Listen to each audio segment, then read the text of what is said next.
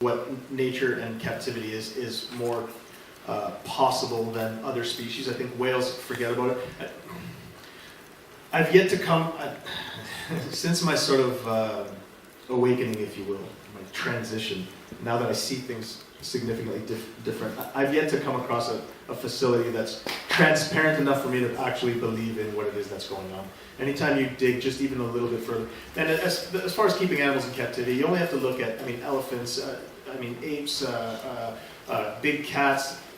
Every one of them are horribly compromised, and you can assure they're all on drugs, and they're all under a great deal of stress. They all suffer from zoochosis. They're always pacing back and forth in these cages. Once you know the signs, I only recently came back from having seen wild dolphins and just recently some orcas, and even as a 12-year pro, if you will, I can't unsee the difference of a wild animal and its counterpart in captivity. The contrast is too much. They're too compromised. So you're not going to get a stamp of approval on any of these facilities from me. Just so on that note, so I've read some people globally speak about sanctuaries where it's not so much keeping animals in captivity, but providing space off the coast where there's a carved out area to make sure that there can be some human interaction, or at least humans can see these animals in the wild in a safer space. Is that an answer? That's absolutely the answer. I think it's all going towards sanctuary facilities and whatnot. And you can see right now there's an ailing orca off the coast of Washington and often in Canada as well. And if we had a facility there, she'd be a perfect candidate to bring her in and be able to rehabilitate her. And right now, scientists at this point are considering bringing her into captivity into the Vancouver Aquarium.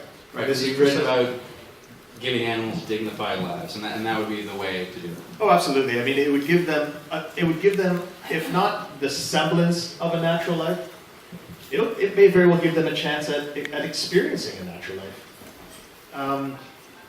It's not unheard of. The industry will fight it. They will try to propagate messages that are just not true. They're always looking after the best interests of their bottom lines.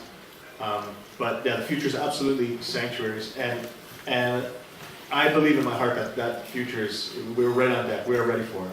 So my understanding is Marineland has sued you, and I have to say, when I was reading a little bit about you, I went down this rabbit hole. It seems like this is this never-ending lawsuit that's been hanging over you for a long time. I was a lawyer before politics, but I'm not used to seeing cases drag on quite that long. They drag on a long time, but not quite that long. Can you give the audience an update and myself an update of where are we at, and is there a prospect of this ever coming to some conclusion? And maybe for those who don't know, some context as to why are they suing you in the first place? Yeah, sure. So they sued me with what's called a SLAPP suit. I'm sure as a lawyer you're familiar with the acronym SLAPP. SLAPP is a strategic lawsuit against public participation. So often you'll see corporations suing individuals, vocal individuals like myself, where they don't like the message that's being told, so they want to use these lawsuits to sort of intimidate me into silence. And of course, it comes with the promise of great expenditure. I knew out of the gates that the Marineland's lawsuit is the most absurd thing I'd ever heard. They've accused me of plotting to